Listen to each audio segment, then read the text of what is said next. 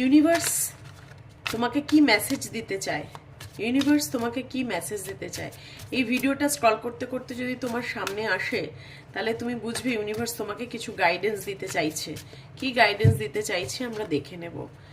First card, universe কি guidance দিতে চাও ভিউয়ার্সদের।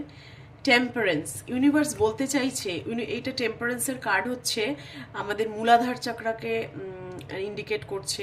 টেম্পারেন্সের কার্ড বলছে যে তোমাকে ধৈর্য ধরতে বলছে ইউনিভার্স এবং ব্যালেন্সে আসতে বলছে। দেখো এখানে দুটো কাপ রয়েছে মেয়েটির হাতে এবং দুটোই কিন্তু সে ব্যালেন্স করার চেষ্টা করছে।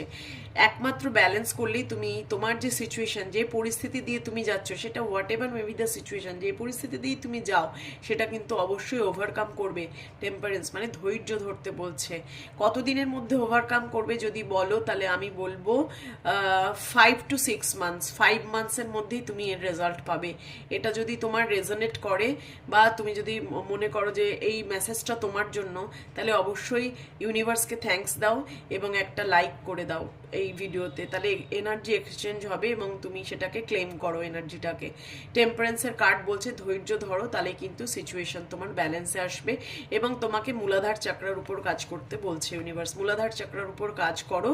মূলাধার চক্র মানে হচ্ছে মেডিটেশন করো এবং তোমার ফিনান্সটাকে স্টেবল করো, তাহলে কিন্তু তোমার অনেক প্রবলেম সলভ হয়ে যাবে এবং তোমার এই ধৈর্য ধরতে হবে তার জন্য।